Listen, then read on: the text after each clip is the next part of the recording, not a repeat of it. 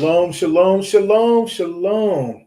Welcome to Chasers of the Way, where we have our segment. The segment of this podcast is labeled The Young and the Fearless.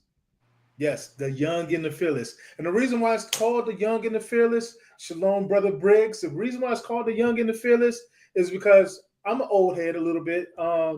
Grew up back in the day when soap operas were a really big thing. And there was this soap opera called The Young and the Restless. Now, naturally, I didn't watch that one. I watched the ABC one with General Hospital and One Life to Live and all that other stuff. But The Young and the Fearless was a title that stuck out to me because as you begin to grow, as you begin to age, one thing that I find getting the age that I'm becoming and as I'm growing, I feel like I still have the Most High willing a great number of days ahead of me. But at the same time, there has to be a preparation or a beginning of the passing of the torch, the passing of the baton to the youth, the young people. And so what we wanted to do is we want to, here at Chasers, create or develop a segment that highlights our youth, our young people, because they're the ones that when the Most High willing, if he should tarry with the coming of our King, have to carry on the good fight of faith. And so with that being said, what we have is maybe not so much a teaching, a Bible class, but we definitely want to talk about what it means in the sense to be in the truth, to walk in this way that we call the truth. We don't call it the Black Hebrew Israelite movement or anything like that. We just call it just walking in the way, following the way that is Hamashiach, in order to be representatives of that light, representatives of that way today. So what we have is we have a panel of brave young people, bringing energy, bringing vitality, bringing a new voice to it is, and bringing their understanding as what it means to be youth in this day and time. So as we go forth and we introduce, I want to introduce the panel. With that being said, I have an eclectic panel. We have our married couple that are pursuing and vigorously chasing the Most High. I'm going to have them introduce themselves first. Please say your name, how long have you been married, how many children you have, or anything that you all will want to share about you guys that may not be in you're feeling too personal. Go ahead. I'm Jalen. And I'm Kai. We've been married 3 years, 4 years in September. We have Awesome. 2 daughters. They are 1 and 3. And yeah, we are pursuing the Most High. We met in California. We moved out to Texas with our family, and we are doing wonderful. And all praises to the Most High. All praises to All the King. praises, all praises to the Most High. So we have Jalen and Kai. Can I say your last name, or is that okay? Yes, sir. Jalen and Kai McNeil, as they just said, they've been married for 4 years. They're going to represent being in the truth, being a young couple, a young godly couple that's really pursuing and chasing after the Most High. With that being said, I have my niece. My niece was a young single female, rigorously pursuing the Most High herself. I will give you the floor to introduce yourself and anything that you would like to share and say about yourself. Go ahead, sweetheart. Hey family, my name is Brianna. I'm the daughter of Maury and Cheryl Copeland.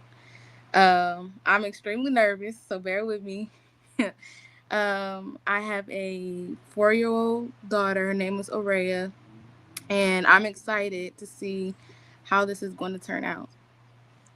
All All praises. praise, all praises. I'm excited too. I'm excited to see how it's going to turn out too. You guys, I feel like you guys are going to do a great job. With that being said, now from a male perspective, we have a young man representing the male perspective in this way, the male perspective in his walk, a single young male at that. Go ahead and introduce yourself. Yo, what's good, y'all? My name is Sean. My content name is Sean Sama. You know, I'm on YouTube too, and I'm also an artist, but I'm also the son of Yehokanam Ben Yah. So I'm happy to do this, bro. So I'm ready when y'all ready. Amen. Bro, what's up, bro? Now I'm playing. That being said, in the background, in the trenches, we have also Imani and Asia.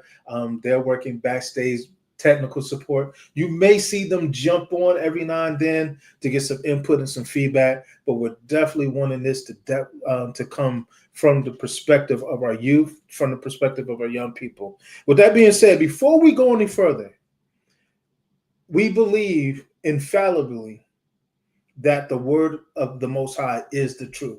And so each and everything that we do and that we operate from, we're going to operate from the standpoint of the truth. With that being said, I thank you all for jumping on with us. Well, we got the Brooker family who we're still praying for Elijah, and they're assessing their availability. There may be a couple that we have on to join the panel too. I see my sister Kia Targaryen. She's on. Welcome, Kia. Hopefully, the other young people in the house are in the background.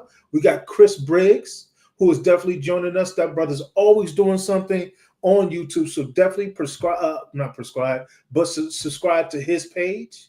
We got our dear sister, Moray's Rock Morah. CC is in the building. Welcome. As I stated before, my daughter Imani is on. We got, like I said, the Brookers. And anybody who did not come in and wipe their feet, if you have a chance, please like, share, and subscribe. That way we can get this out to as many young people as possible.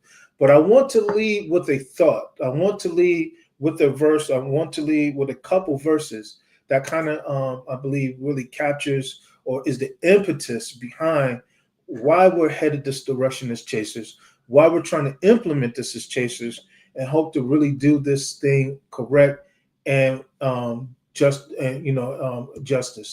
With that being said, Psalms 127:3. Psalms 127:3.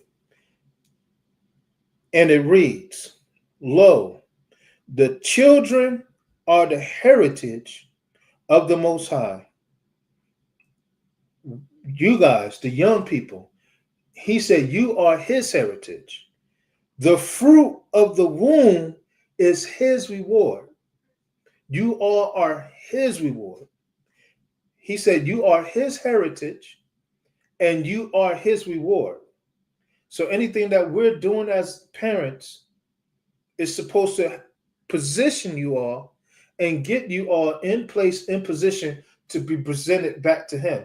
So when he says that we are his reward, so any victories that we get as parents is supposed to pass down to you all, so that way you all can see and trust that the God that we say we love and that we serve, that he's really real.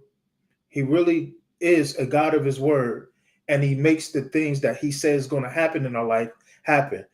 And then that way you all will have the mind to want to serve the Most High as we as parents endeavor to do to the best of our ability. You all are his reward. So with that being said, here's where you all come into play as his reward. 1 Timothy 4:12.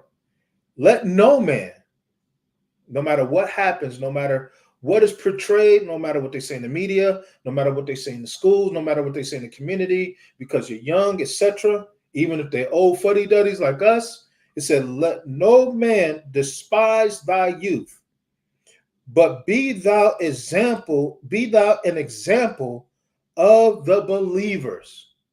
So those that are truly seeking, those that are truly walking, those that are truly serving and walking in that way, the word says for you to be an example of believers in word, in conversation, in charity, in spirit, in faith, and in purity. So reason why you all have definitely been selected, and I thank you all, because I do see, despite challenges that you all may face, especially when you talk about the issues going on in society, I like to say that you guys represent the antithesis or the opposition to what we call, I guess, in a sense, the YN or the bad B generation. And so understanding that, I want to get the narrative out about the fact that there are some young people in this world who are not fitting the stereotype, that are not walking in the way that you see on TV, that on the YouTubes, on the real, whatever, the other social medias, that there's some young people that are walking after a godly way, a godly example, and manifesting that. So that is the goal. That is the premise. That is why we're doing what it is that we're doing. Before we move further to those particular texts, to those particular verses, did anybody, and you don't have to say anything at this moment, but did anybody have any thoughts based on what it was that I presented? Whether it was the part about being the heritage of the Most High, or the reward of the Most High, or the understanding that you are, don't let anybody despise your youth, that you are an example of a believer in this world. Anybody got any thoughts? Or what does that mean to you in particular? And it's safe to say no, not right now, because it's safe to say that too. I honestly don't know what it means. Okay. What exactly? All three of them. Okay, so when you talk about, would you like me to explain that? And then maybe we get further into it? Yes, sir. Yes.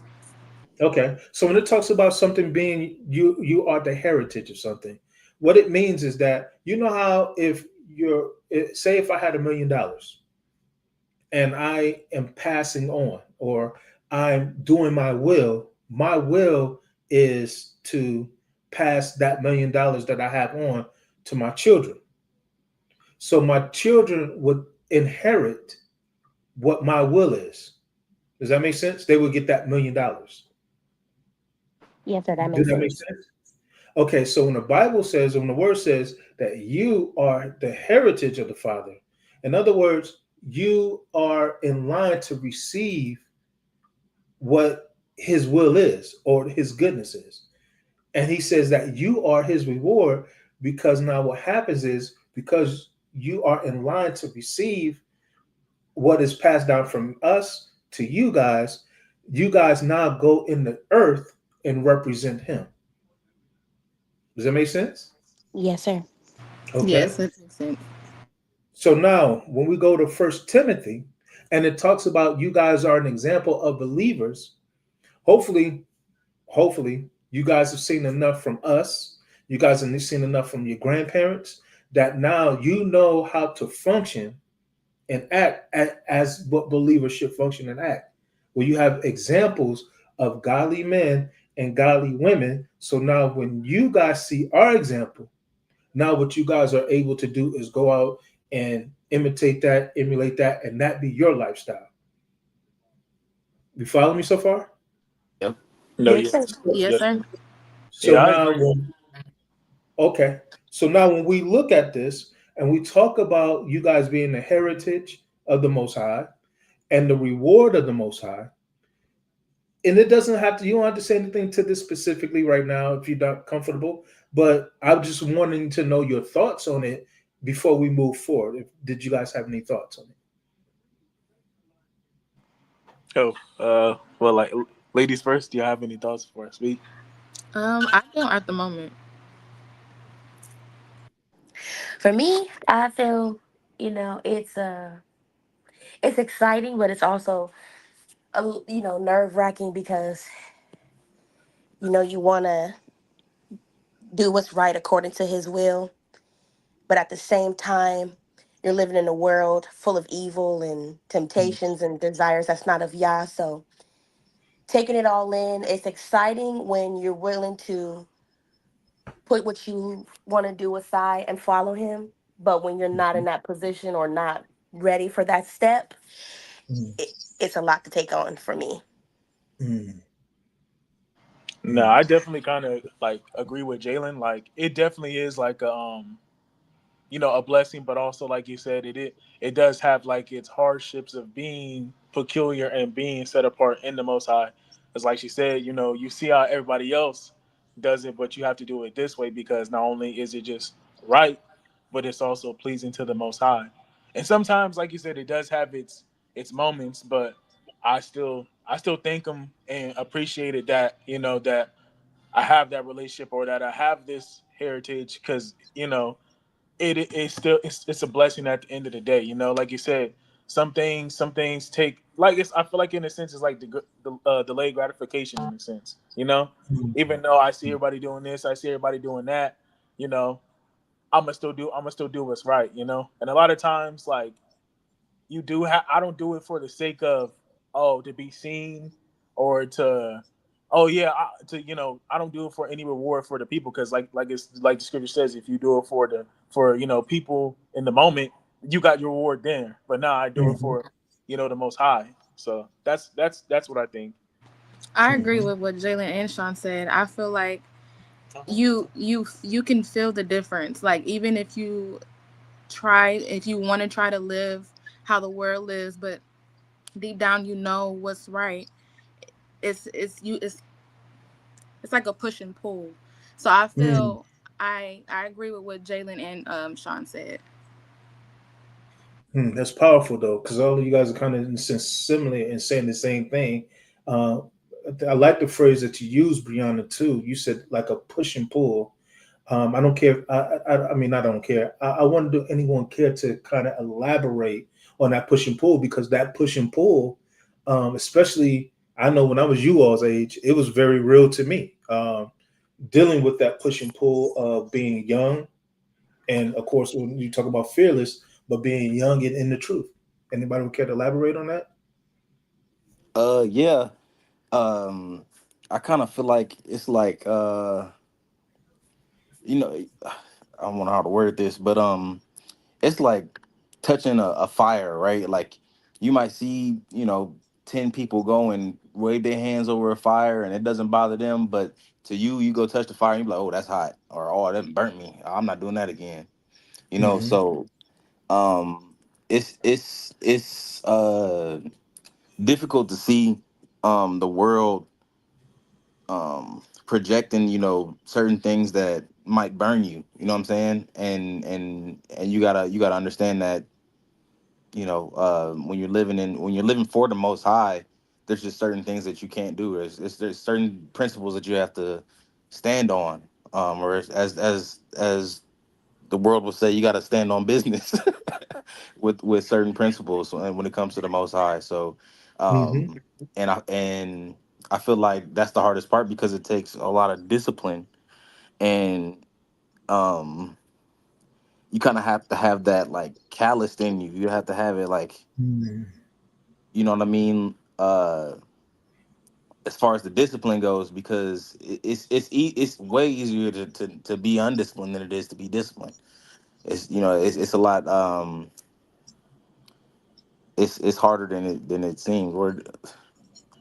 I'm running out of words here. That's I'm trying to fine. find. No, you're perfect though. What you're saying is it's solid. And let me suggest this. I will say this to someone who's kind of been walking where you're at for a while. Believe Mhm. me, it gets easier to do the right thing as it becomes your normal practice. If that makes sense. Yeah, right, You right, see what I'm right. saying? But because the word says that the way of a transgressor is hard.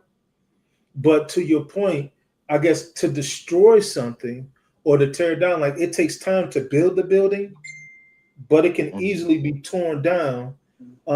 It can be easily torn down when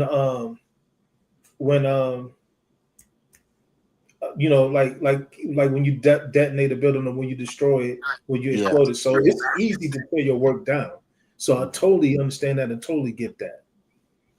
No, yeah, I agree. Like what both of y'all said. Like I think when Kai was definitely speaking, it's like the scripture comes to mind where it says, endure hardness as a good soldier," and also, like you said, to who like the scripture where it talks about like whom given is much required. Yeah, to whom is given is much required and much is asked for. Like I think about it Hmm. like I still have to remind myself it is like bigger than you. And, at the Mm. end of the day, it is an end goal. As far as between you and the Most High. So, like you said, and to the point of a good name is rather chosen than riches. So I rather prefer my name. You do like you said, you do have like your moments where you do like where you are passionate about the people, but then so at some point you're like, dang, like why do I don't want to do this, but it's like, oh, think about this, think about that, and it's like, okay, I understand, Father. I gotta put this aside. Thy kingdom come, thy kingdom come, your will be done. And Hmm. we always pray that impartial because we never know what his true will is. But Right. at the Yeah. end of the day, you still have, at the end of the day, I'd rather do, what he says and what he says, because I know at the end of the day, all things are working towards our good. So Hmm. Hmm. Anyone else? So as you guys are talking, I'm hearing a little bit of a theme, and I want to kind of present this question or this thought to you guys. So you guys are young, um, early 20s, maybe mid at best. I don't think anybody's really in their late 20s yet. So with that being said, you guys are young. Is there anything that you're sitting here thinking, man, you know what?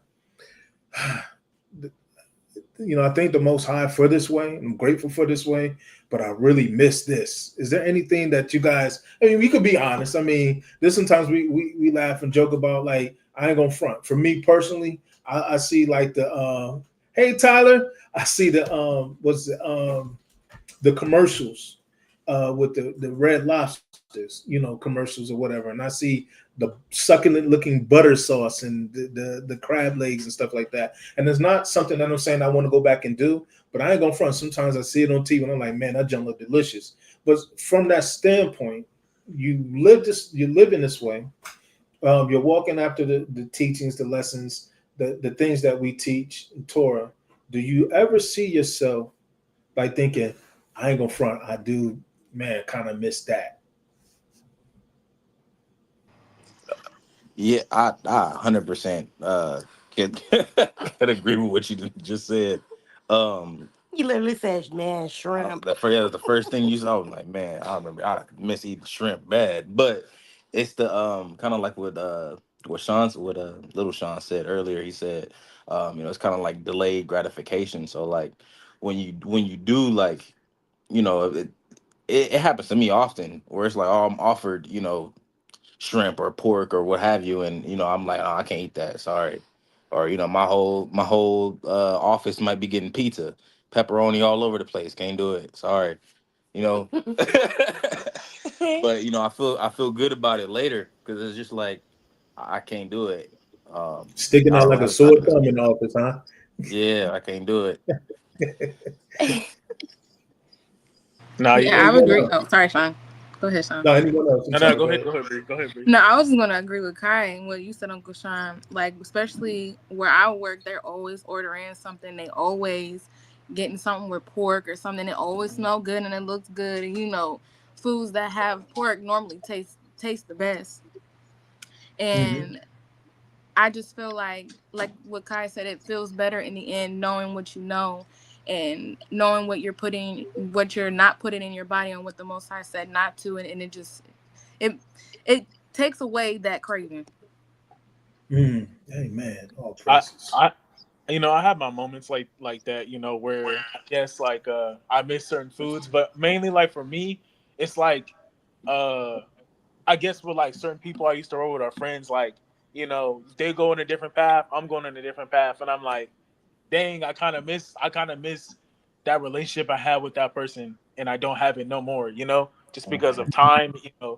There's a time in the season for everything, and a lot of that, as you grow in the faith, you do see people who kind of drift off or go back and go into different things, and you're like, dang, like I just got to stay on the straight and narrow, and God speak to them and pray that they're okay, and hopefully they find their way back home. But it always kind of sucks when you have to branch out or leave, or you're going that way and that person's going this way. You know what? That's a very real comment. I'm glad that you kind of went that direction, and it definitely will spark my next question because you guys are young, and I know even for us as seniors, it's a difficult thing for us. You just talked about or hinted at the fact that you've lost relationships with peers, friends. I know that you all had talked about earlier, where it was even discussed as far as where you're seeing everybody that going a certain direction or doing certain things, and yet because of the scriptures and your stance your willingness to obey the Most High, you find yourself walking or going in a different direction. That can be tough. That can be a little lonely feel. Talk about that a little bit. Can you repeat that question, Uncle Sean?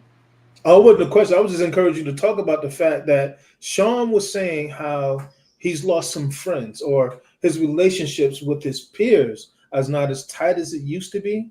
I know as we've grown, as I've grown personally, I've lost a lot of friends, a lot of relationships. And you guys were also talking about in the beginning how you'll see the masses or the groups going another direction.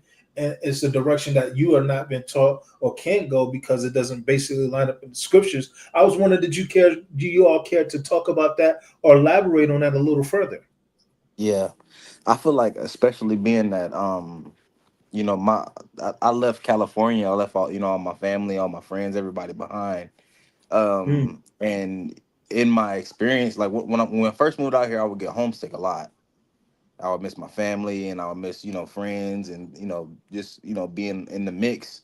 And in my walk with the Most High, I feel like, especially out here in Texas, some of my relationships, even with family members, has like greatly declined, and not necessarily because of an interaction we might have had. It's just like we don't pour into each other no more, right? So mm, um I heard this quote the other day that stuck with me, when a guy was saying, what entertains you trains you, right? So like good the quote. people that you keep around yourself, or the activities you might partake in, uh it starts to, like, it manifests in what you become.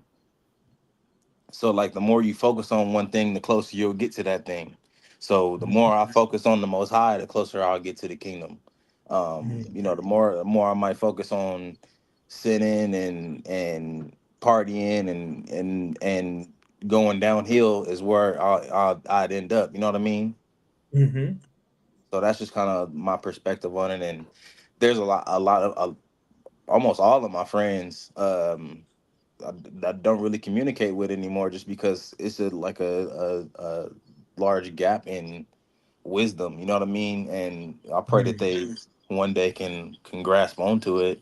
But I feel like, I was chosen to have the wisdom and the knowledge and the guidance that I do have, and I thank the Most High for that. Especially being that, I still feel like I'm young. You are. You're 26. 26, but I sometimes I feel old, but I still feel like I'm young. And Boy, you better stop. My oldest is older than you. I ain't trying to hear that. Yeah. Go ahead. I'm sorry. but I feel like what maybe I feel that way because of when I was 18, 19, 20. Like, my mindset was so different that I feel so much older than I wouldn't associate myself with myself for or what 6 years ago. You know what I mean? Mm-hmm. So that's just kind of how I feel about it, and I thank the Most High for getting me to where I am today. All praises. Anyone else want to welcome Sister TJ to the stage? Sister Brooker. I'm assuming Naeem might be nearby if TJ is on, but welcome to Brooker family, another young married couple to the stage. But anyone else want to care to elaborate what those relationships or what that journey, that part of the journey has been like as you find yourself seeking this way and being separate from friends, peers, loved ones? I'll say something. I've had a few friendships that led me astray from the Most High, and I can feel the difference in that. Especially when I was in like high school, I wasn't really thinking to pursue the Most High at that moment. If I'm being honest, I would Mm, find myself being in friend groups and doing things that they would be doing, like smoking weed and drinking, doing things I had no business doing. And every time I would get in trouble, my mom and them would find out. So I knew then it was a separate life I had to live. So as I've gotten older, I even told my mom this. As I've gotten older, I'm starting to have a conscience and knowing I'm not supposed to do that, or I have the feeling of I don't want to do that anymore. So it's causing me to lose friendships that I once had and I don't have no more. mm. No, yeah, Mm, I agree. Agree. Like that. I guess like when you're about to transition, when you feel the Most High like really calling you to be set apart, like that double life, like that double life is crazy. Like being double minded is crazy because like you want to be here, you want to be there. But I just like I know for me, I was still going to places, still kicking it out of just the love of my friends, and I'm like, dang, I really don't feel comfortable being here like I used to. And I know mm, like you said, it used to put so much like it did put strain on some of my a lot of my relationships. You know, because we used to talk about things. I'm just like, yeah, like, oh, we had plans to do things, and I'm like, bro, like things change. You know, like I'm sorry, like I gotta do this for myself. You know, but it like you said, it's not even a way to live. Like it says, it's right. You know, it's rather you be like hot for the Most High, or you rather be cold, or you know, if you're lukewarm, he's gonna spew you out. mhm, So yeah, that like you said, like trying to live a double life. Like it's better just to just choose one, and stick with it. Because if you try to, you're gonna destroy yourself. You're gonna destroy mm, yourself trying to do both. While we're on that topic, I when I think back, I mean, I didn't really. My friend grew. I lost my friends way before I started pursuing the Most High, but I miss not having to choose. Like there was a time where I was unaware of how serious, it was to live for the Most High. And mm, sometimes I think back to myself in high school, and I'm like, I mean, yeah, I went to church, and boy, my grandma would say some things that would make the hairs on my neck stand up, but the fear only lasted in that moment, and I was right back to doing what I was doing. But now that I'm mm, in this place, I have to choose. And I choose Yah. And when you choose Yah, it's like, man, everything bad starts looking beautiful, and everything beautiful seems dim in the moment until you get an understanding of what it is. So when I mm, think the things that I miss the not knowing the seriousness of my actions, and not in that moment feeling like I had to choose Yah or choose the world. I was just mhm, My grandma was praying for me, so I was good. I was doing my thing, I was protected. But now having to do this on my own and walk and learn and study and pray and worship for me, I'm glad where I am now. But if I had to pick something that I missed, it would be that. mhm, mhm. Anyone Definitely, else? Jay. Go ahead. I'm sorry. I agree. I definitely agree with what Jayla said. That's what I wanted to say.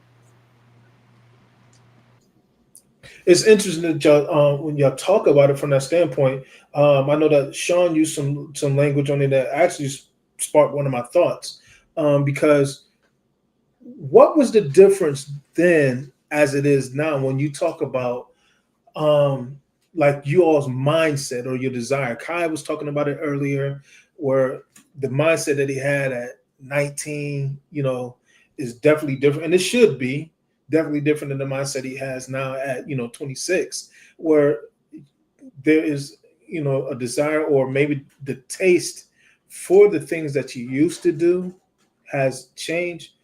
Can I ask, in a sense, what is the difference, or what really sparked that transition from a mindset where, this way I get to it whenever I get to it, to now you guys are earnestly seeking and earnestly desiring to walk in the way? And matter of fact, Sister TJ, you're on. Please feel free to jump in. You don't have to sit quiet. You and Naeem. I don't know if Naeem is nearby, but feel free to jump in as you feel led. This is my other young married couple. Go ahead. I would like to say something. To answer your question, for me, it took what I went through with my daughter's father to actually Mm, seek the Most High, how I was feeling, how things that was going on during that time. It pushed me to literally seek Him so He can deliver me from that situation. And mm, then ever since I was doing that, I was having a change of mind, and I actually wanted to do things right by Him and have that desire to learn more about Him and to please Him. all praises. I hear you. I hear you, Shalom, daughter. everyone. Hey, Ray. It was Go good. ahead. I'm sorry. Shalom, everybody. This is Sister Tiana. For me, definitely, it was seeing my father, come into the Most High. Because my father, he was an alcoholic. Just for most of my childhood. And he was in and out of my life for most of my childhood. Um, and I remember he came back and he was in tears, and he would leave for like, these bits of time, and then he would come back. But that last time he left, it was a really long time. And when he came back, he was in tears, and he sat me and my sisters down, and my mom, and he just was crying and apologizing. And he said that, um, he was drunk on the couch of his sister's house, and God spoke to him, and God told him to get up and to go back to his family.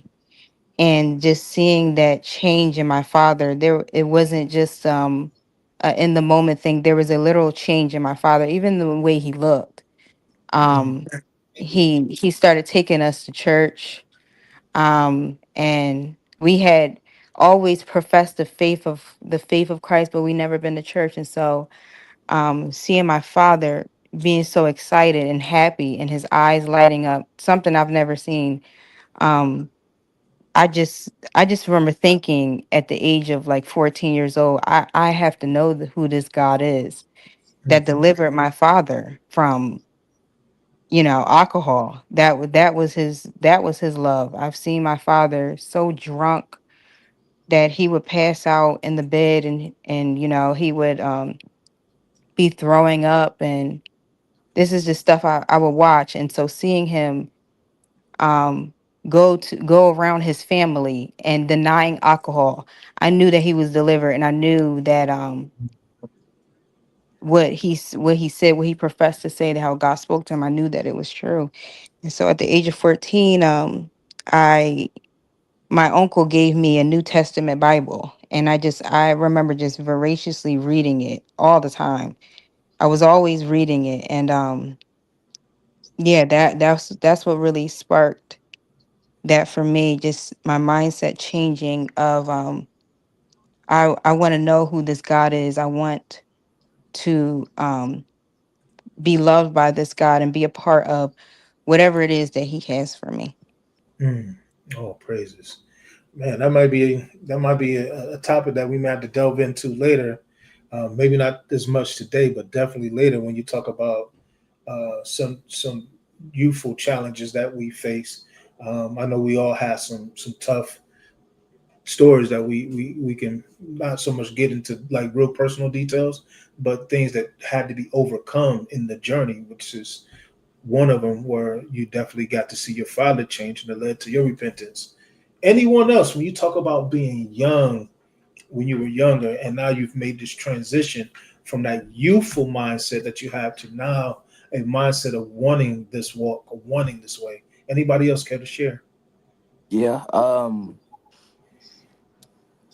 I think that I guess one of what's changed my or the event that changed my mindset the most was the pandemic, and like the chain of events that happened within that, 2020 to 2021 time. Really, it I my mindset turned on a dime, as they would say. Like, I immediately, like, I had to make so many major changes in the way that I lived for my family, and just me understanding like what what living means, just in like a fleshly term, in fleshly terms, right? Mm-hmm. um and just having a better grasp on just being more responsible. And then eventually I met Jalen, and Jalen introduced me into the truth, because I grew up my whole life Catholic, right? I went to Catholic school for almost all my life. I studied uh, basically the Catholic ideologies, and when I was a senior, I even studied like different religions and what they believe, and so on and so forth.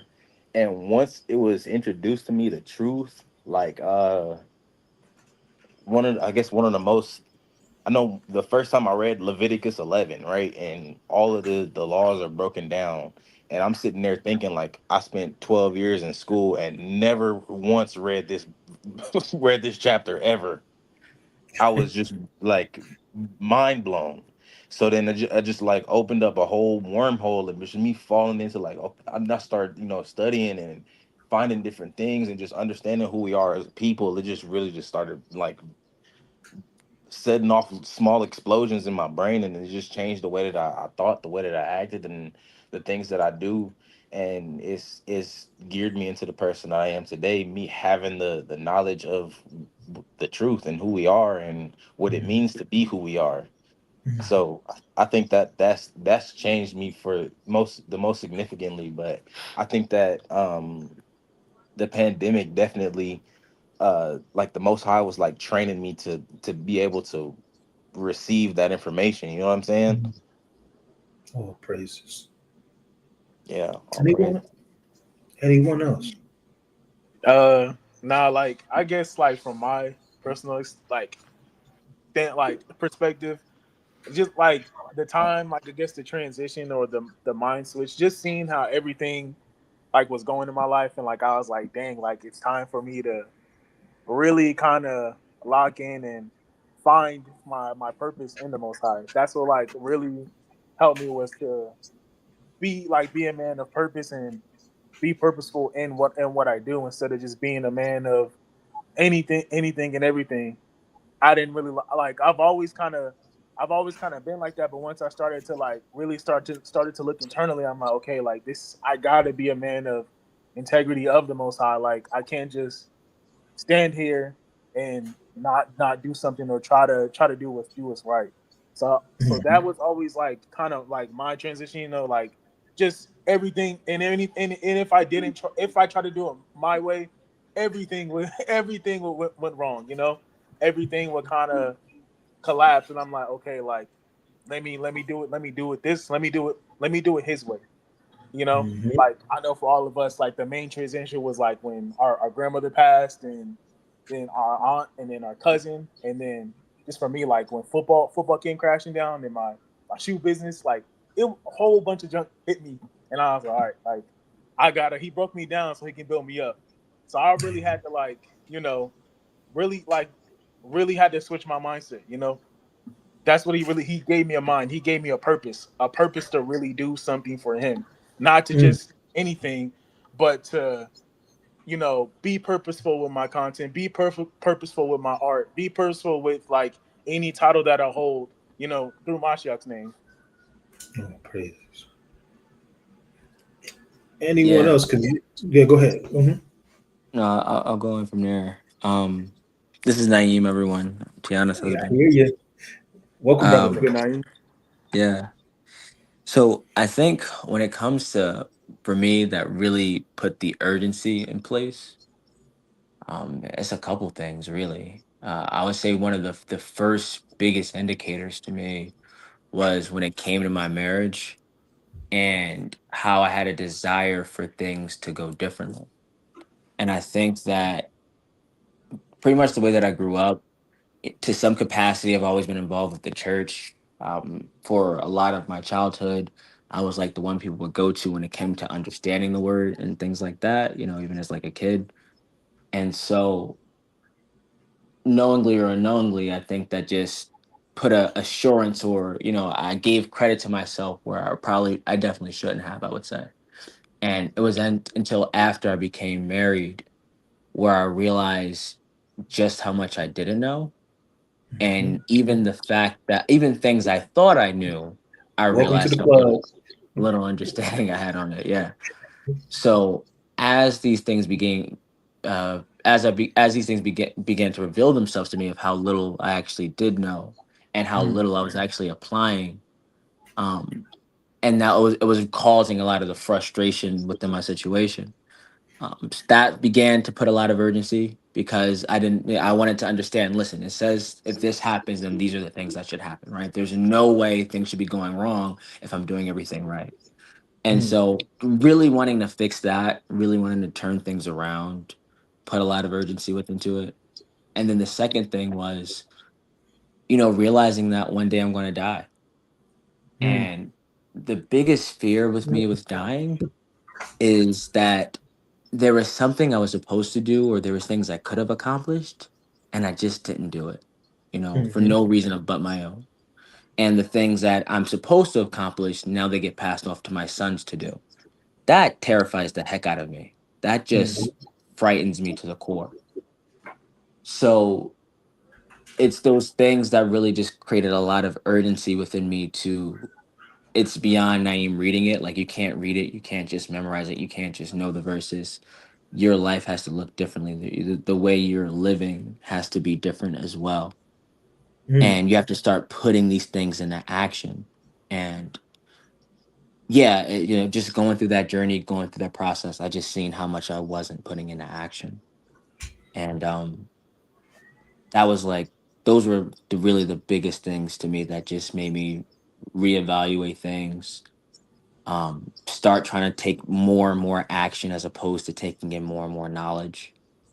And those are the things that sit on me even to this day to press forward, to actually do, right, to do more, to do more, and to do more. I Mm. will say this to your point. You said something interesting, taking in more action and knowledge. I will say this to the point. The word do say that the beginning of knowledge is the fear of the Most High. And you helping me transition. Matter of fact, all you guys have helped me transition to another talking point. We want to talk about what is your understanding of faith, or in the sense of understanding what it means to be in the faith, because we talk about taking in knowledge. I mean, taking in, doing more action and taking in knowledge. You have to first have some knowledge, especially. I know Moray has been pushing the scripture in Jeremiah 9:24, where it talks about having the knowledge of the Most High as like that it's an honor to actually know Him and to have that relationship with Him, which what we've been talking about. But when you talk about understanding what is faith, can I get an understanding of what you all perceive or understand faith to be? I can actually jump in on this one too, because I think Moray had broke it down in a sermon a while back, and I think it was really, really good. So, faith, as I understand it now, and believing in the Most High, is solely based off the actions you take. And what I mean by that is a lot of people, especially when you're in Christianity, you'll meet a lot of people who, oh, I believe in God, but their actions are entirely different. They'll say things like, God knows my heart, Christ knows my heart, Mm, stuff like that, but their actions are totally different. And I think Moray had broke it down one way, and a way that I understood it is like, you can't say you believe in the Hamashiach or you believe in Yah if you're not taking actions in accordance. So if you truly believe that if you don't obey the Most High, like what's going to await you is a fiery pit, like you're going to take actions in obedience to Him because you believe that. You don't jump off of a cliff because you know that if you jump off a cliff, you believe you will die. Like you have mm, understanding of that. So you don't mm. do stupid things like that. You won't walk through traffic. You won't, put your life in harm's way because you believe if you do that, you will die. Right. If you take a job, right, we work jobs, and you don't get when you first start a job, you don't get paid until the third week, right? So you do that job because you believe they're going to pay you that. You're actually doing the job before you get the money because you believe they're going to get that money, Mhm. right? And so faith truly is like, if you have faith in the Mashiach, if you have faith in the Most High, believing what they say will come true, you have that faith when you're actually taking the actions, because that shows that you actually believe. That is the faith. The faith is taking the actions to get the outcome He says you'll get. Excellent. Anyone else? He hit the nail on the head with that one. Didn't he? Yeah. I Nah, mean, yeah. basically, go ahead. Nah, yeah, he did, bro. Like, literally, like it says, be a doer and not a sayer. And then the scripture you always quote where it talks about, shall I find I don't know, like, shall I find, I don't know, like, you got to finish it for me, but you always quote it. Like, it says, Faith shall in I the find land. faith? Huh? Faith in the land. Yes, sir. Shall I find Hmm. faith in the land? Yeah.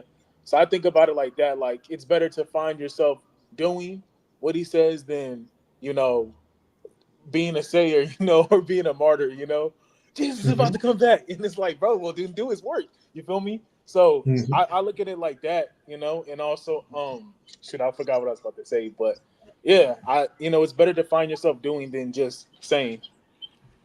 Hmm. Hold on, real quick. I got a backstage person who wants to chime in real quick. Go ahead. Hey y'all, it's Asia. I'm Yohanan's daughter. I wanted to come in. I feel like on this topic because when coming to the faith, listen, I personally feel like what it's talked about, but what's not elaborated is just when coming to this faith, you are switching from a carnal mindset to like a mindset of having a mindset of a Mashiach. And so, like Sean said earlier, when we do pray, that kingdom come, thy will be done. I don't think we really understand that. And I want to encourage anybody that's coming into this faith, like whether they're watching right now or later on, when he is pulling on your heartstrings, ask him to prepare your mind for it because it's not I wouldn't say it's not easy because the way of a transgressor is very hard. It is because you getting it how you live your own way, but when you come to the Most High's way, it's all mapped out. But when you're switching from that carnal mindset, I will say it is challenging because you're learning to not do it your way and doing it the Most High's way. You're learning to not be angry, not be upset, and not cuss that person out and be like, okay, I'm gonna let you have that. You're learning to be like, I'm not gonna go do that side hustle to get money, but I'm going to do it the way the Most High wants me to do it. So to my dad's point, having that faith, getting to that point of faith, it is challenging because you're switching from I'm doing it my way to doing it Yah's way. So learning how to pray, give me that faith, get me to that point, get me to where you need me to be so that I am able to do this. I feel like that should be talked about too when entering the faith because you come in, you're like, yeah, he pulled at my heartstrings, I'm here. And it's like, whoa. Now everything is all turned upside down because he is challenging every aspect, your mental, your emotional, your physical, and your spiritual life. And he's like, but do you trust me? And it's like, woof, carnally, you're like, wow. Especially when your foundation is just starting. It's like, wow, that is hard. But when you get your footing in there, it becomes easy. Why? Because now our relationship is building.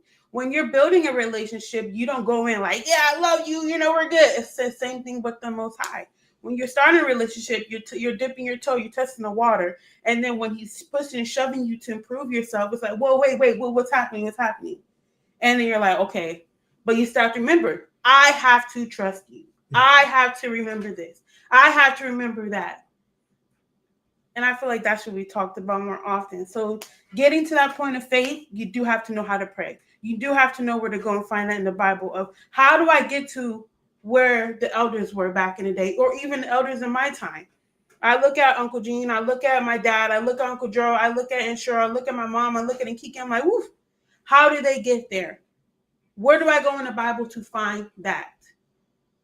And that's where we need to learn how to pray, how to pray for ourselves and how to pray when starting this walk is help me get to that point because it is easy to fall back when you don't know what you're doing. Yeah, that's my 2 cents. I definitely agree with AJ because it talks about going from faith to faith. And one thing that I do like, recommend is to always humble yourself before entering the presence and just general because you never know. You don't know. You just don't know. Like you said, like even in our praise, that we can praise and we can uplift His name, but we'll never exhaust. You know, like how I think Uncle Gene talked about it, how he gets praised at all time, like how we're in the midst of Him right now, and then when we go to sleep, there's somebody all the way on the other side of the world praising His name, and I just say like in that state, like my dad always tells me this to stay humble and hungry because that will help you.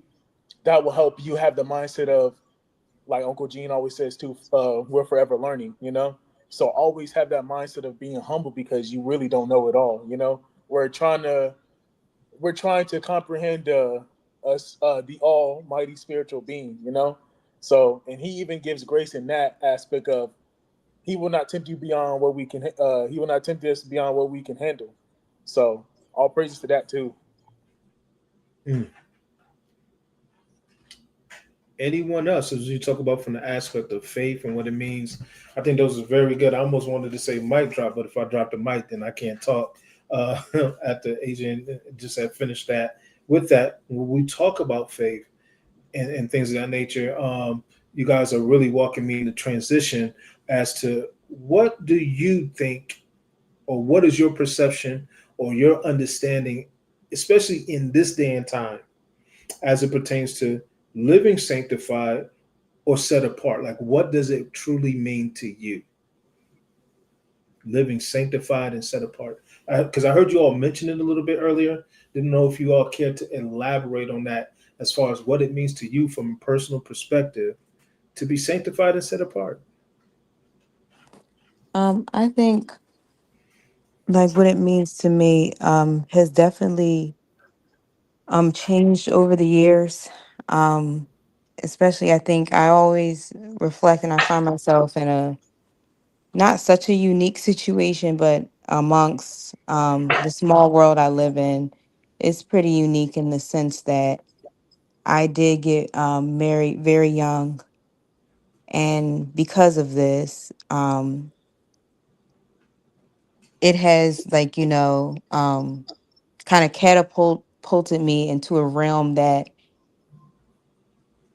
not, I not necessarily I would be as relatable to my other peers with. And even with that, with my marriage, even with having children. So, I taken on not just the title of a daughter anymore, but a wife and a mother. And I think that when you are single, when you're a single woman, there's a way that being set apart looks like. And I think in that way, I think I have, kind of like, I don't want to say excelled, but I think I did pretty well in that way with, because it was just me. It was me and my thoughts and the Most High. And so it was easy not to ruffle any feathers. It was easy kind of, to stay in my bounds and to kind of have this this faith where I feel like I was in like a cocoon, right? And I was kind of sheltered. And then, becoming a wife and a mother, of course, with that is more responsibility in a different way that being set apart looks, that has had me definitely, stumbling in. And I think now, to me, it looks like being, of course, like a help me in my home, and being a worker in my home, in the sense that not necessarily the physicalities of everything of my home, right? Like, not, but more like kind of like an abstract idea where my home is my family, and upkeeping them and keeping them as a priority, and understanding the place that I have in my home, as a wife and as a mother. And I'm making sure that my relationship with God is, really, really strong, so that He gives me instruction when I need it, um, so that I can continue to be an asset in my home and not necessarily work against it. And those are some of the things that when I was single, I didn't have to worry about. I didn't have those type of burdens. I didn't have to figure out how to live with someone who is completely different than me, and to figure out how to live with them in harmony. And I think, to me, that's what being set apart is to me right now. Just being chaste, and that sounds crazy in the sense that, like, why would you need to be chaste? But even when you're married, there are things that, and lines that you definitely can cross Mm-hmm. in that realm. And Mm-hmm. Absolutely. just trying to keep yourself chaste before the Most High, and chaste when you go out, and in your thinking and in your heart, pure in your heart. Yeah, those are just some of the things I think about when I think of like what being set apart looks like for me now, as a wife and a mother, being an example to my boys, just being exemplary, and making sure that I'm just acting in maturity, and I'm acting in wisdom. And that has been something that's kind of been like a kind of shocking, jarring thing, because I've come from being a little girl to now a woman, and a married woman at that, with children. So I think, while some things definitely are the same, there are a bit, like different things in this regard for me. Let me jump in on that. So to your point, and please, like I said, I got two married couples. I got a young single lady and a young single man on here. To the point of this, when you talk about, from that standpoint, you guys making this transition. You're young. You're believing and trusting in the Most High. Do you all feel like your life, and anybody can jump in and speak on this as you see fit? I definitely want to hear from Kai and Jalen. I haven't heard from them in a little bit, and I don't want to lose Brianna because I know she's shy, but I definitely want to hear Brianna too. With that being said, you guys are young. You guys are young in this way. Do you all feel like at times you come across judgmental or are accused of being judgmental because of the stances you choose to take or the life you choose to live? I do. Sometimes I feel like um I can be that way or come off that way, especially like my old friendships. They were into clubbing and things of that nature. I've never been the club type of person anyway, but they will always ask why, and or if times that I would go, I would just be in there just sitting, just being dry, because it's just like I don't feel like I'm fitting in. I don't feel like this is somewhere I'm supposed to be. It's uncomfortable, and to them it comes off as I'm a buzzkill, like I'm trying to ruin their mood or whatever. But Mm-hmm. them not understanding things that I know and things that I know is right, it can come off as that way. Anyone else? Yes, definitely I've had that, with people just kind of criticizing my choices in life, and thinking that I'm might be thinking that I'm better than them. And so that's kind of been a struggle. And I'm always, because I'm a recovering people pleaser, so I'm always quick to kind of We all are. We're gonna go ahead. I'm always quick to kind of assure people that, wherever they are in life, that's where they should be, and no one should look at my life and want my life, because they don't know, they haven't walked in my shoes. And so I think it's so, especially in this society where where women are told one thing, and really they're desiring another. It's so easy for women to kind of get jealous, or assume that you are better than them, and that you're coming off as you're better than them, because one thing that shocks a lot of people, when I'm speaking, especially, I work with women my age in the workplace, and some older women, a bit older than me, about 10 years. Mm, They're kind of shocked when I tell them that I was a virgin. And yeah, I was a virgin. And that comes with a lot of criticism, but it's kind of in a way that's like what you were saying, like you feel like they're thinking that you think that you're better than them, because these are the decisions that you made. mm. So yeah. Anyone else care to elaborate on that? Well, I'm sorry. Give me a sec. well, Give me one sec. Give me a sec. I got a backstage, the ghost from the backstage. My other daughter, go ahead. Hey y'all, my name's What's Monty. good, money? Nice to meet y'all. See y'all. Let's see. I'm sorry. Uh, I just wanted to say, as far as my experience, as far as like what's it like walking and being who I am. I am a single person, like straight up single, no kids. I'm by myself. And so I feel like I even know that I'm like most people, I'm also a lot not like most people. So when I come around people, I know that I think my personality and the way the Most High made me and the way I wear Him makes people feel less judged. I don't. They know that certain things won't fly around me out of respect of who I serve.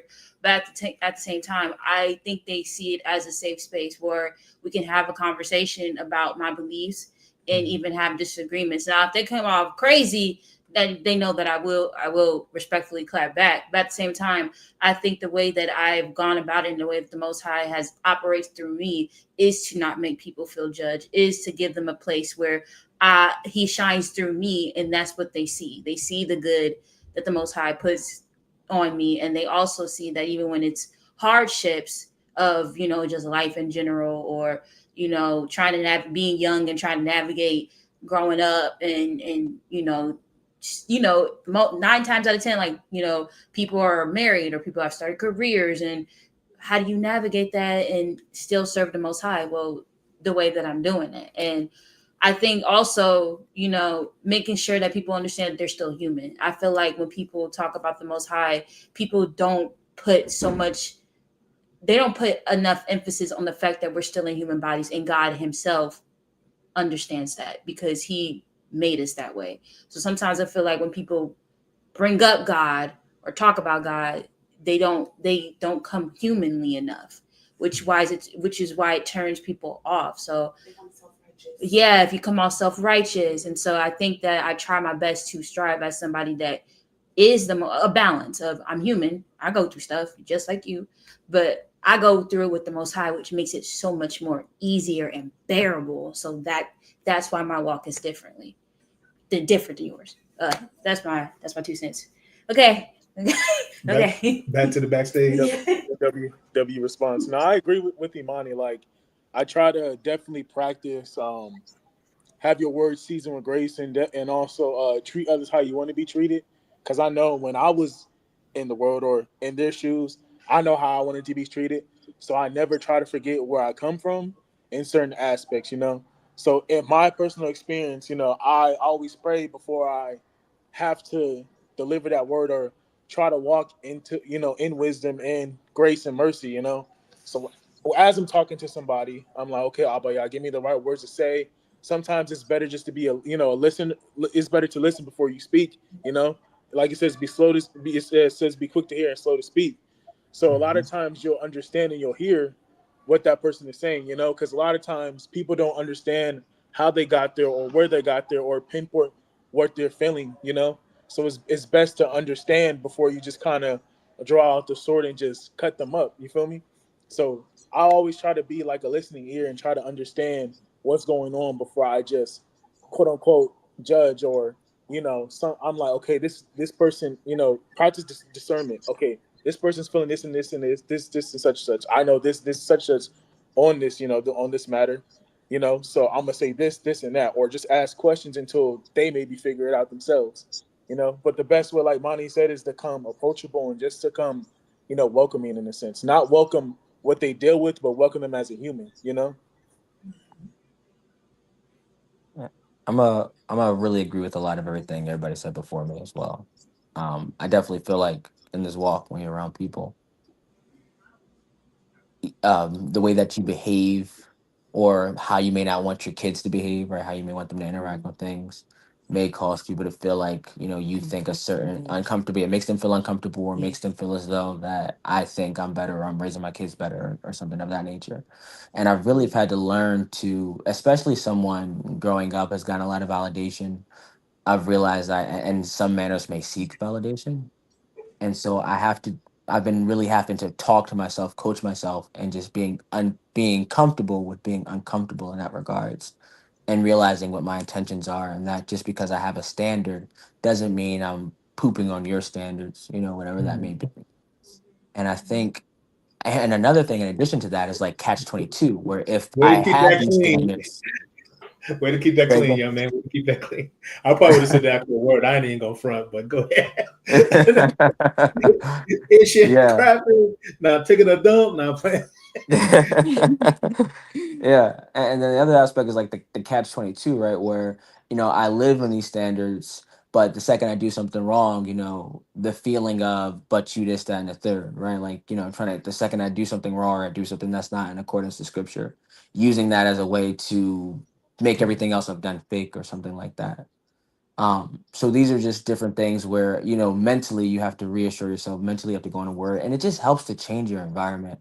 I don't think that's something I don't think that's something I want to continuously deal with, to have those thoughts or to have seen actions that make me have those thoughts, when it's better to just be around people who are serious about the Most High.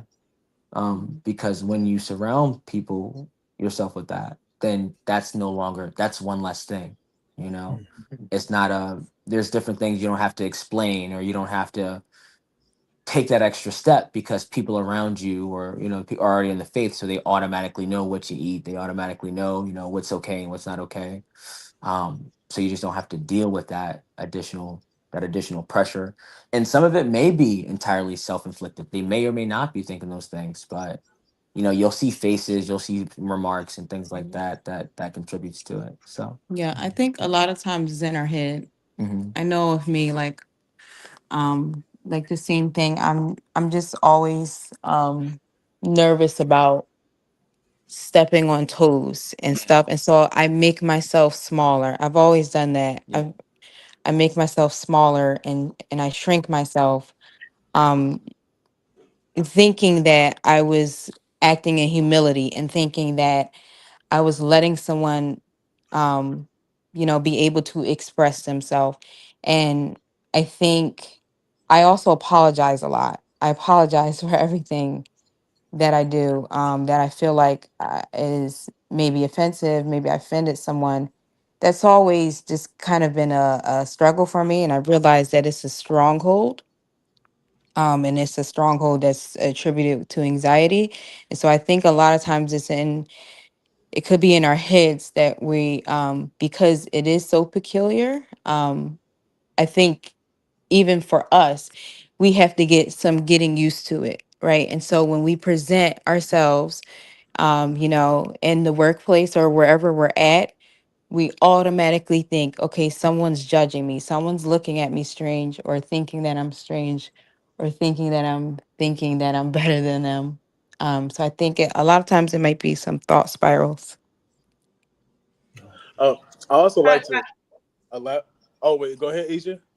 yes, Asia again. I would also like to chime in on this too, because it's all about like reading the room and meeting people where they're at.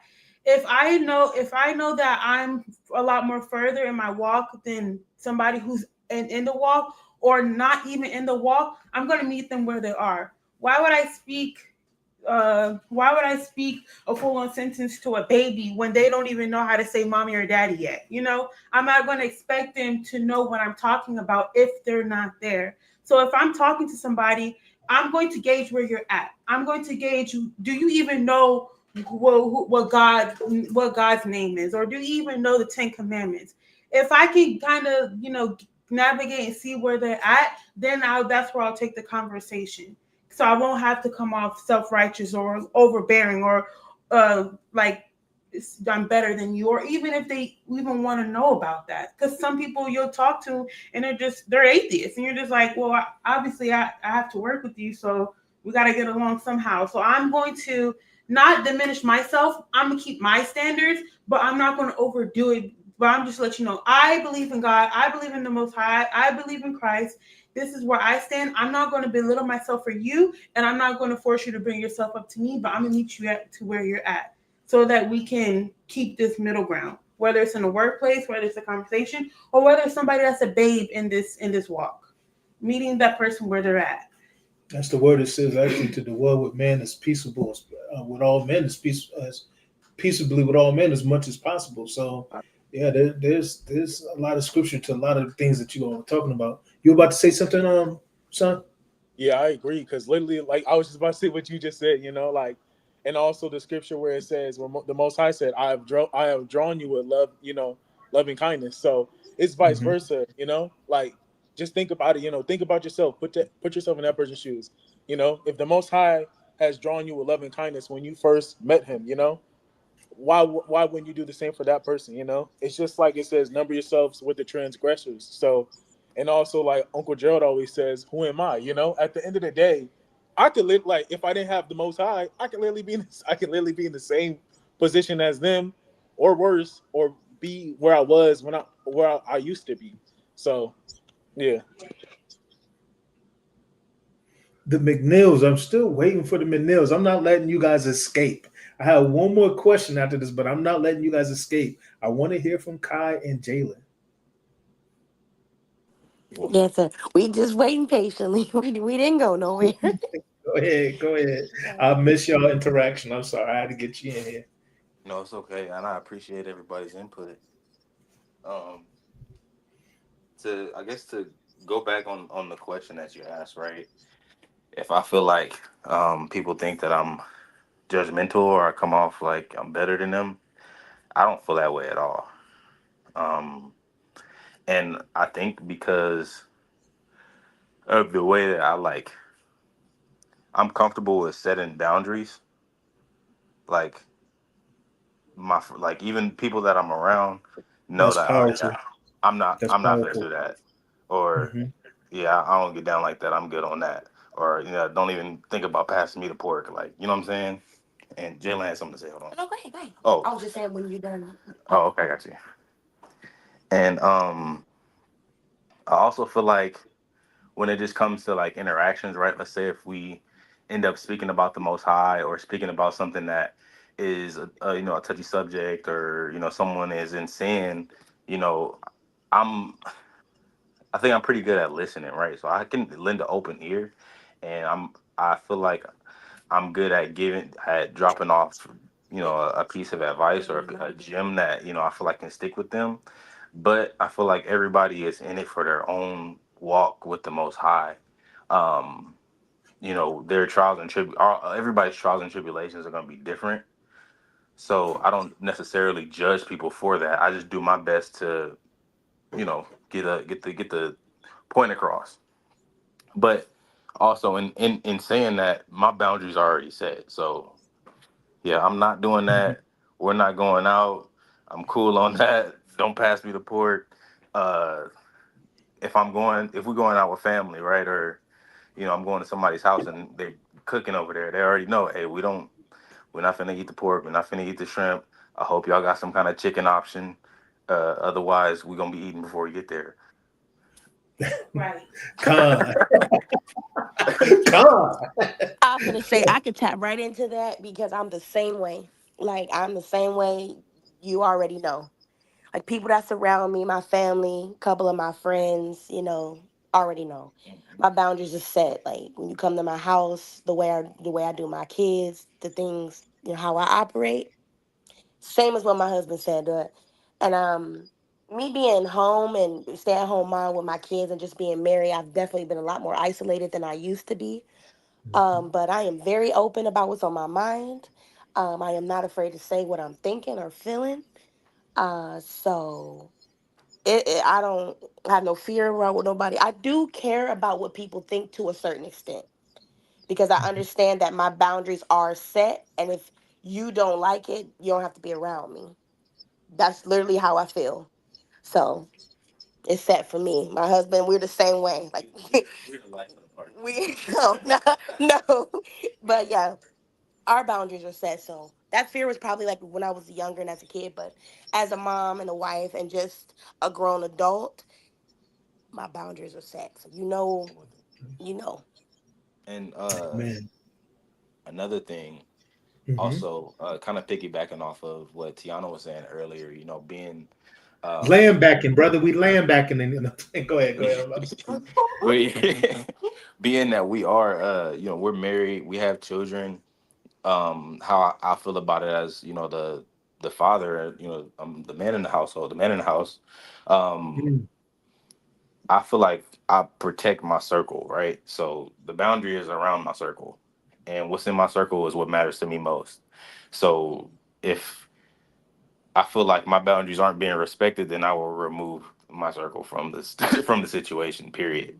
But being that my wife is also really good at setting boundaries and communicating, I don't think that people feel like we're better than them. It's just certain things that we will do and won't do, and hey, you do what you got to do to get by, and I'm gonna pray for you. But you won't catch us there. But yeah, I'm not doing it. All praises. I got one more question before we call it a night that I want everybody to chime in on. You guys, thank you guys for being one. Thank you guys that have chimed in, that have been listening on YouTube. Off and on, whether you stayed the whole time or caught pieces of it. I want to thank you guys first and foremost. I know we're about an hour and a half in, and I know especially my man Kai and Part Naeem and Fury, you guys are working. I know you guys.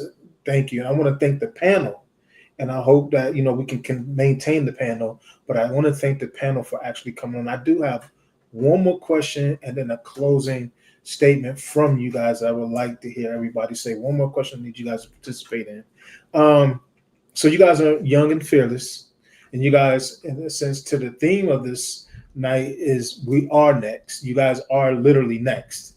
With that being said, what is your viewpoint of the role of elder believers as you pursue the Most High? What is your viewpoint of our role? And if I can add to the question, if there's some things that you feel like during this transition to you being the next, what do you feel like you need from us even more in this day and time?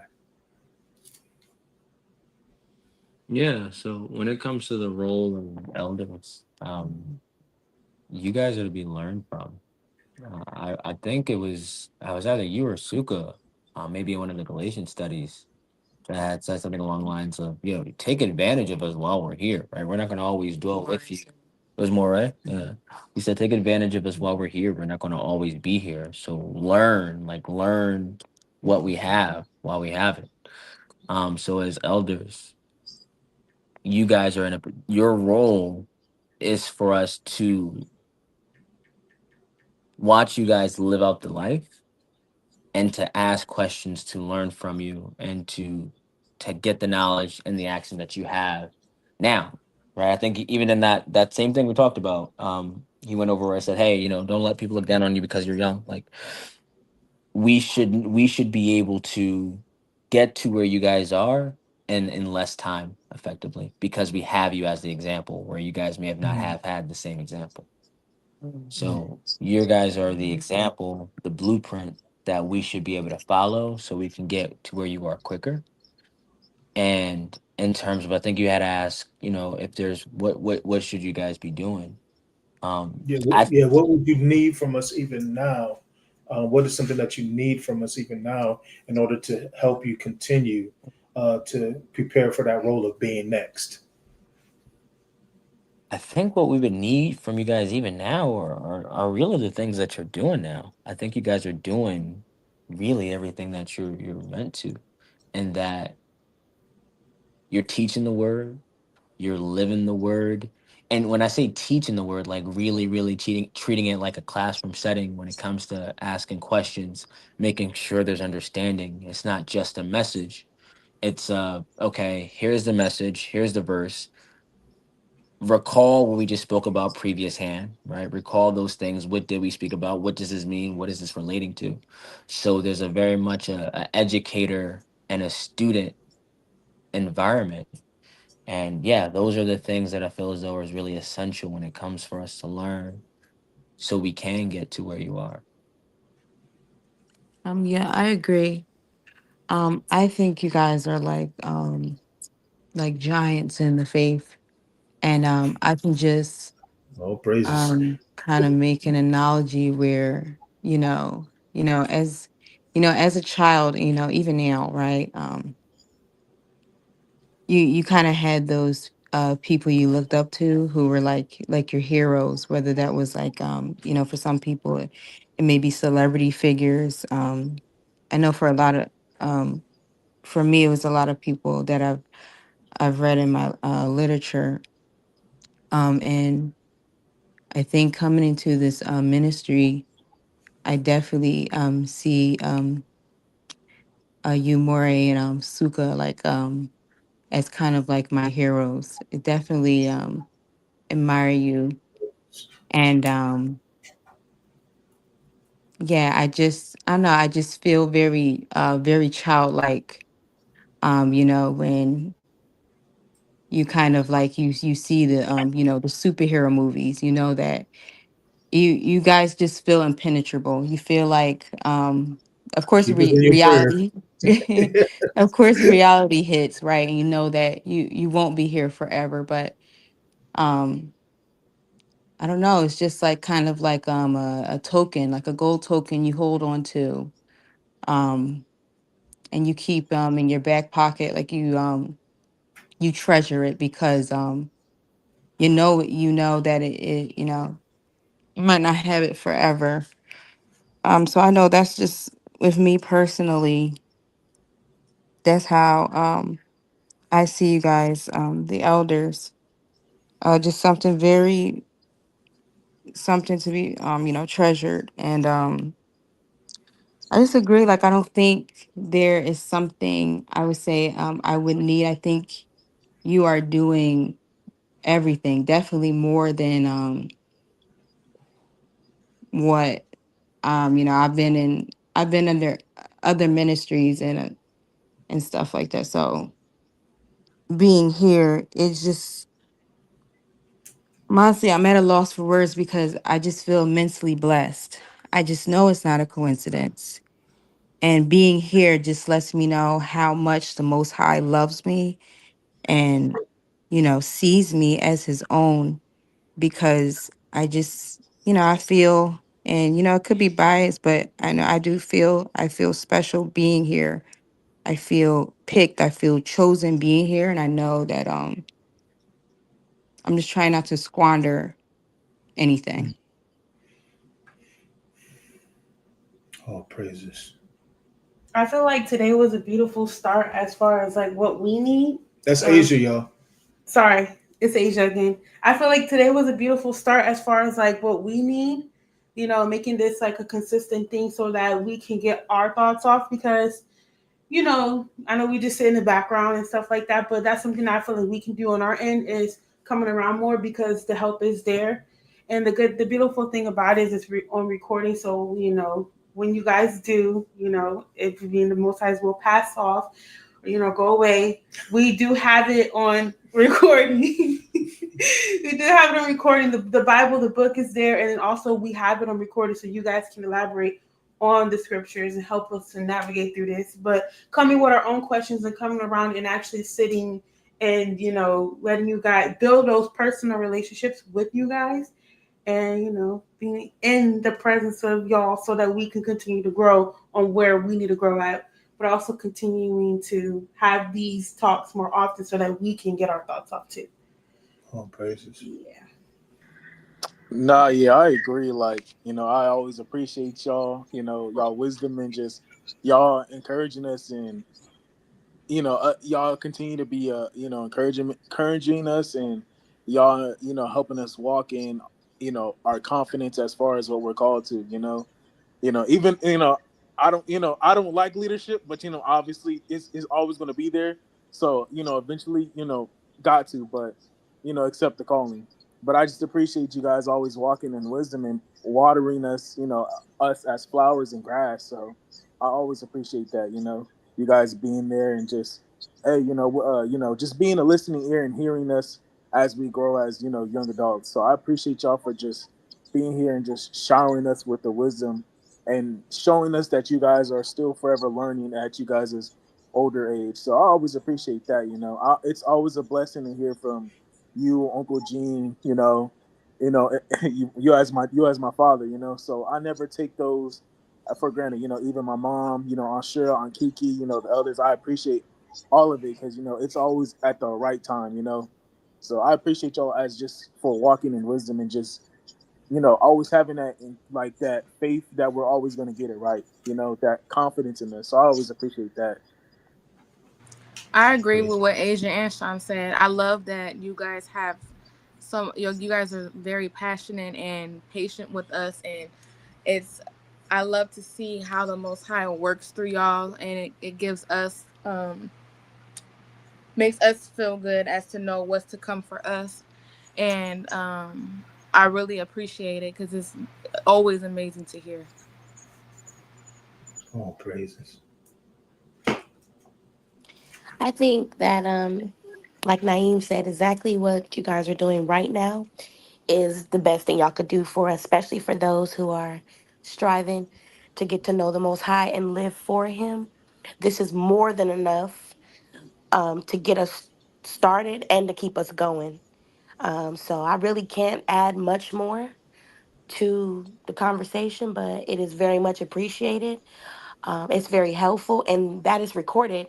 You can always go back if you didn't understand or need more, you know, more understanding. Go back and rewatch it. You can reach out to you guys personally. You guys always available. Um, Luckily, y'all are aunts and uncles, so it's a plus. So it's wonderful, and this is walk. It's been easy for me having you know Uncle Gene and you and Uncle Gerald consistently on there with the lessons, and it's like, oh, Shabbat lessons on. Oh, we gotta get up, we gotta go, we gotta. Oh, we having this meeting on Thursday. We gotta get ready. We gotta read this, gotta read that. Like it keeps us on our toes. So I couldn't add nothing else to that. What you guys are doing is wonderful, and it's definitely helping me and my family. Understand.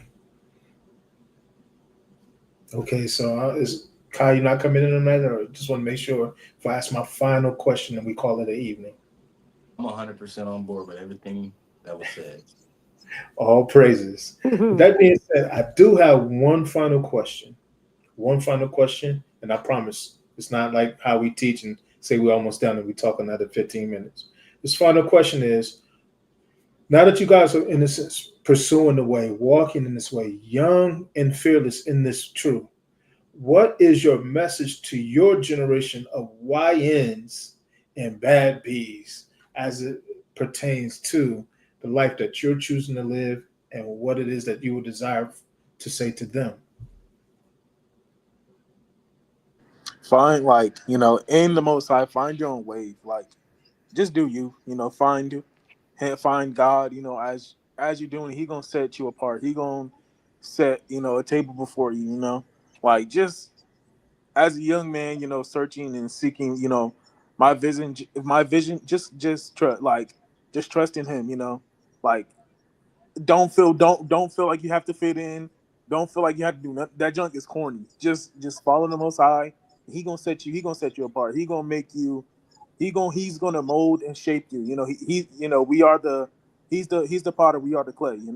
So as you go on in life, if you feel like you're supposed to have something figured out, don't, because you're not gonna know what his next move is. But when you get that commandment, move on it. So just follow your own wave and follow the Most High, because He gonna guide you. He gonna guide you every step of the way. Like, don't go with the trends. Don't look. I'm not saying some things are cool, but don't try to don't fit in. Follow the Most High. He gonna guide you. He gonna figure it out for you. Praises. Yes, I the bad B's and the YNs is so it's on a high trend right now, and I don't understand why. I would say to not degrade yourself, especially for the women, because a lot of these women they degrade themselves to the lowest, and it's really disturbing, and they don't really understand what they're actually doing and what they're putting themselves out there, not realizing that years later they could change, but years later there's jobs that look for do background checks and things that may pop up, and not realizing they think it's really trending, but not knowing that they're actually damaging themselves. um not to not to live on the world standards, and learning how to put things aside and actually having your own voice and your own opinions, and not wanting to, like Sean said, try to fit in. because at the end of the day, there's no reason to do all of that. Oh, praises. I would say to realize that nothing lasts forever. One and two, um, a lot of decisions that you make, you cannot take back. And Mm, once you realize in that moment, it might seem fun and oh, I'm 19, I'm 20, I'm 21, I'm 22, like I'm living my life, I'm young, I'm free, I'm this and that. That will pass. And you got a lot of baggage on you and a lot of burdens that you're carrying, a lot of soul ties that you're carrying, a lot of memories that you will never forget. mm. And you have to go back and forgive yourself for a lot of the You things will that never you've lie. done Oh my in God, that order is so for you true.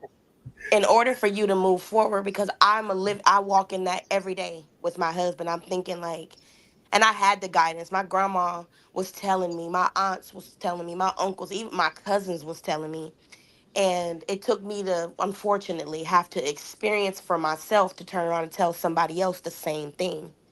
So you don't have to tell me the stove is hot now for me not to touch it. I mean, for me not to touch it. You tell me it's hot, I'm not gonna touch it. I'm gonna take your word for it and run with it. But there was a time where I would have to touch it myself and then go tell her that it's hot. Mhm, So realize that everything does not last forever. You will age, you will get older, you will have to carry all of the decisions that you make. And you're gonna have to stop and apologize to yourself in order to get over what you've done, which your actions, because your parents die, your friends move on, your cousins grow up, they get married, they have kids, they live their life, they have their own families, and you're left with you and your decisions. mhm. So I say just be wise in all that you do and trust your gut and that conscience that the Most High has given us. Trust me, when it doesn't seem right, it's because it's not. So that's what I have to say, baby. Come on, baby.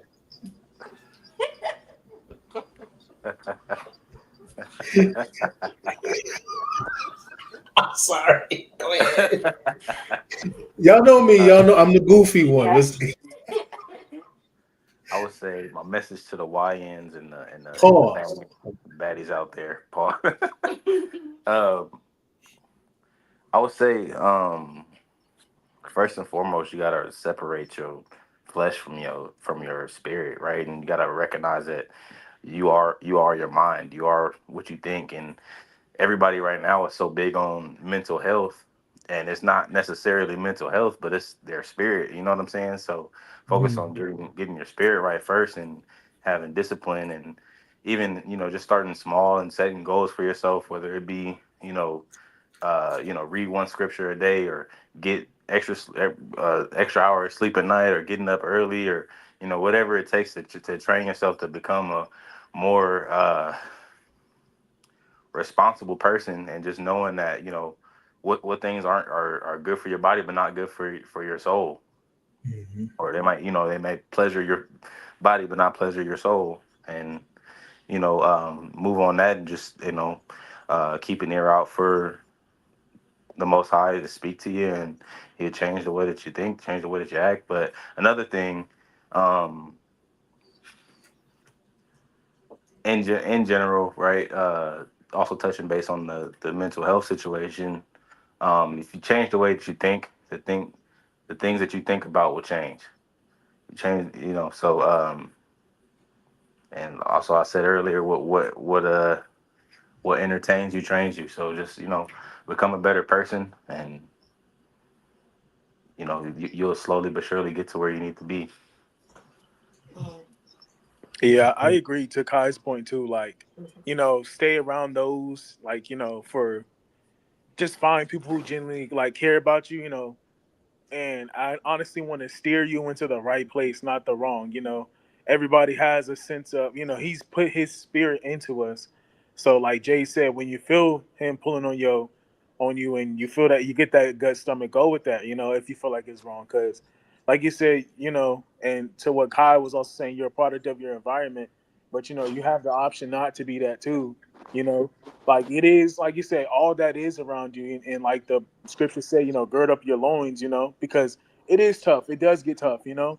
Like you said, you see everything going wrong. You see everything going on, and you want to do this and do that, and it's like, but you know, I'm glad, I have a father.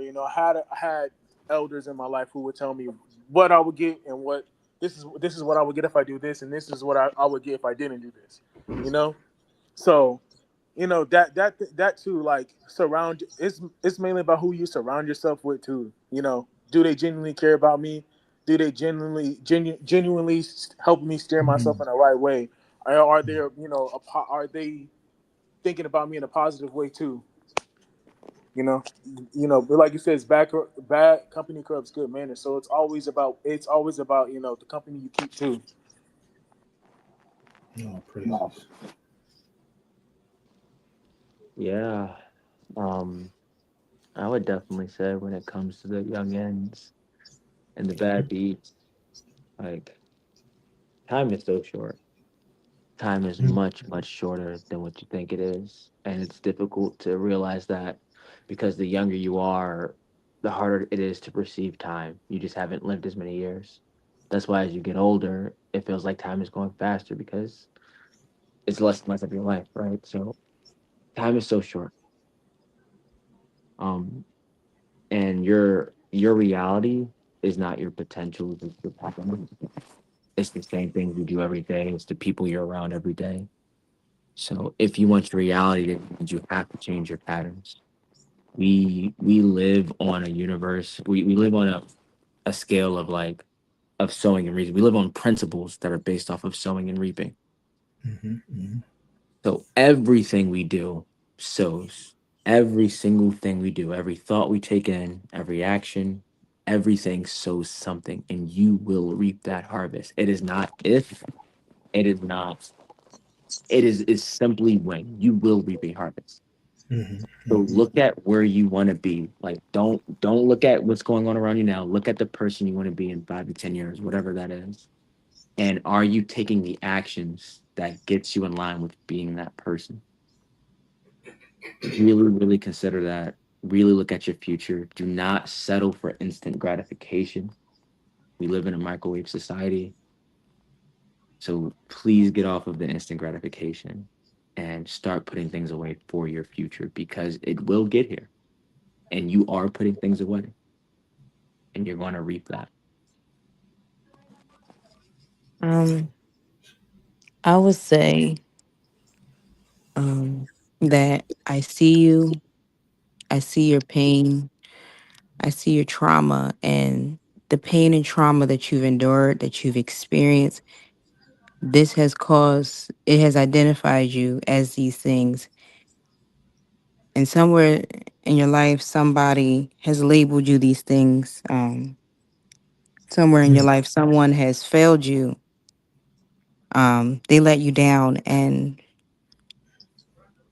the scarring became so deep that you believe that this was who you are and that you believe that this was your identity. And when you take on the identity, you take on a spirit, and Mhm. that spirit has operated in your life, but it's not who you are. It's not who God called you to be. It's not your name. And when you get serious about the God of Israel, he'll call you by your name. He'll give you your identity and he'll heal you. He'll heal you of that scarring, those wounds, those things that people have said, those things that people were supposed to do, the people who were supposed to love you, who were supposed to cherish you, who were supposed to hold you and to keep you. He'll heal you of those and he will become all those people all in one simultaneously. And he will deliver you and he'll deliver your mind. And when he Mhm. delivers your mind, you'll shed those spirits. And when those spirits are shed, you'll be able to walk free. Those shackles will be gone. You think you're living in freedom, but you're shackled and you're chained and you're a slave to your thoughts, you're a slave to your actions. And so I would say to those people that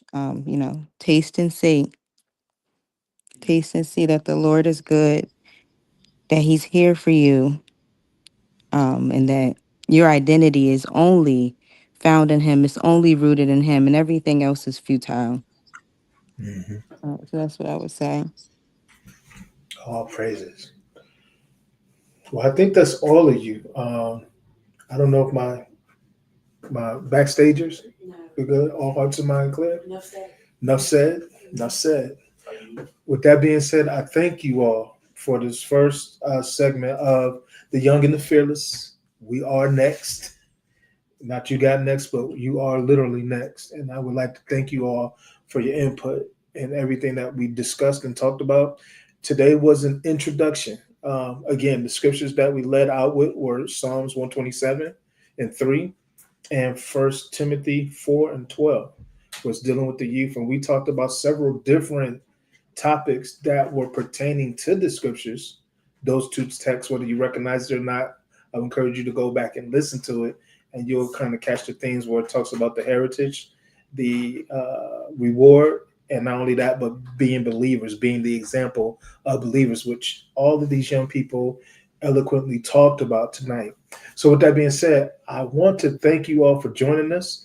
I want to thank our young people that came on our panel that have committed to this action, have committed to hopping on the front lines. And hopefully, through this, we have an opportunity to make a difference, to impact some lives, and to make some changes and pave the way for the generation after the next. Because the Father not only visits the iniquities to the third and fourth generation, but also down to the third and fourth and 10th generation, he does bless. So with that being said, we love you all. We love you all. We thank you all. Shalom, family. Shalom. Shalom, everyone. Take